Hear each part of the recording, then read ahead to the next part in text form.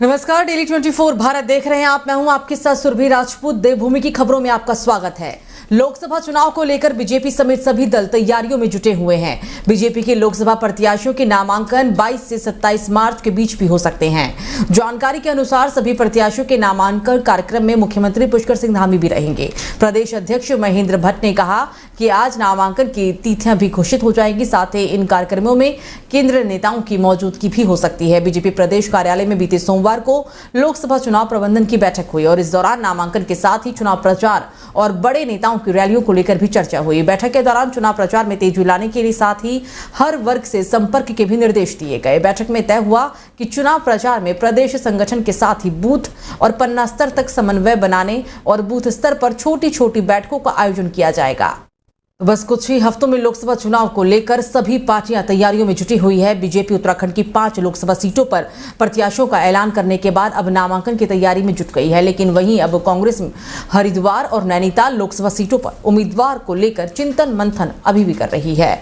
दोनों सीटों पर प्रत्याशियों को लेकर केंद्रीय चुनाव समिति की सोमवार को होने वाली बैठक को टाल दिया गया था, तो वहीं आज कांग्रेस हाईकमान हरिद्वार सीट के प्रत्याशी की घोषणा कर सकते हैं।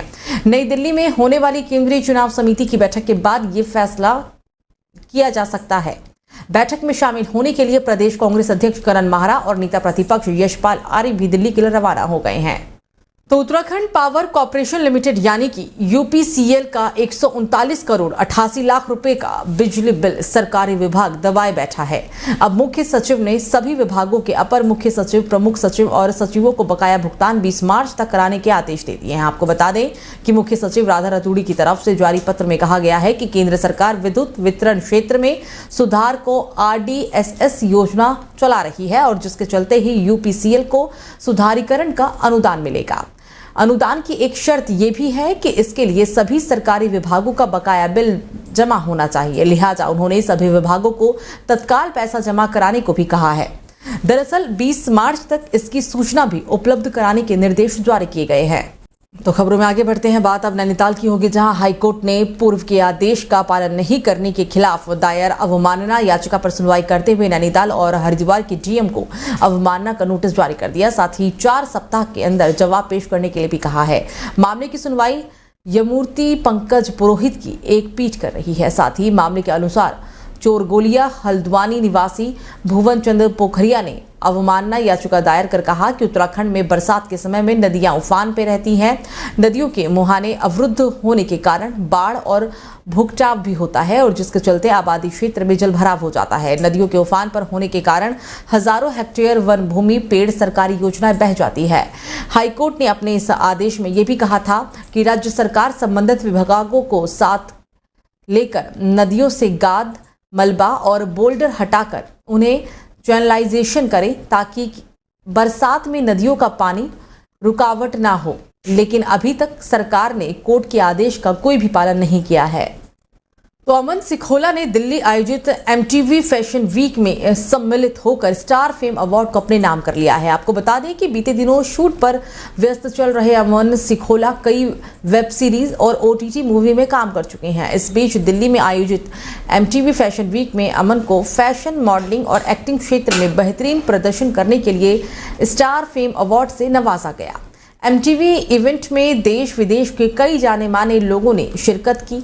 अमन ने इस अवार्ड को हासिल कर उत्तराखंड के साथ देश का भी नाम रोशन किया है। इस दौरान अमन ने मीडिया से बातचीत करते हुए कहा कि इस तरह के अवार्ड से यूथ मोटिवेट होते हैं और उनमें ज़्यादा कुछ अच्छा करने की शक्ति प्रबल होती है। अमन ने कहा है कि उनकी मूवी शूटिंग लगातार चल रही है। जल्दी ही वो एक नई मूवी के साथ बड़े पर्दे पर भी नजर आएंगे।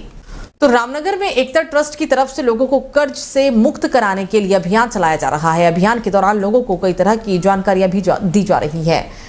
पिरूमदारा क्षेत्र में लोगों को कर्जा मुक्त भारत अभियान की जानकारी दी गई। साथ ही लोगों को निःशुल्क कर्जा मुक्ति के फॉर्म में भराए गए। उत्तराखंड प्रदेश अभियान प्रभारी अर्जुन सिंह रावत ने कहा कि सरकार से मांग की जा रही है कि जैसे बड़े बड़े उद्योगपतियों का करोड़ों रुपए का कर्जा माफ किया जाता है, उसी तरह से आम जनता का भी कर्जा माफ हो। इसलिए सभी कर्जदारों का डाटा वित्त मंत्रालय को भेजा जाता है, जिससे कि सरकार इस पर कोई भी ठोस कदम उठा सके। अब तक देश में 17 लाख लोगों ने कर्जा मुक्त का फॉर्म भर दिया है। छोटे व्यापारी से लेकर बड़े बड़े उद्योगपति कर्जे में डूबे हुए हैं, जिसकी वजह से काम धंधे पर भी असर पड़ता है। आए दिन रिकवरी एजेंटों की टॉर्चरिंग की घटनाएं भी आम सी हो चुकी हैं। इस वजह से लाखों लोगों को डिप्रेशन का सामना भी करना पड़ता है और लोगों के आत्महत्या करने की भी घटनाएं लगातार बढ़ रही है, और जिसके चलते ही सरकार से कर्जा मुक्ति की कार्रवाई करने की मांग तेज होती जा रही है। ये निःशुल्क कर्ज मुक्त अभियान है जो हमारे श्री शहनवाज चौधरी जी के नेतृत्व में चलाया गया है। हम सरकार से गुजारिश कर रहे हैं कि जिस प्रकार बड़े बड़े उद्योगपतियों का कर्ज माफ़ किया गया है, हेयर कट के नाम से, अंडर राइट के नाम से या राइट ऑफ के नाम से, उसी नियम के अंतर्गत आम जनता का भी कर्ज माफ़ होना चाहिए और हम गुजारिश कर रहे हैं। और अभी तक लगभग 17-18 लाख लोगों ने फार्म भरे हुए हैं।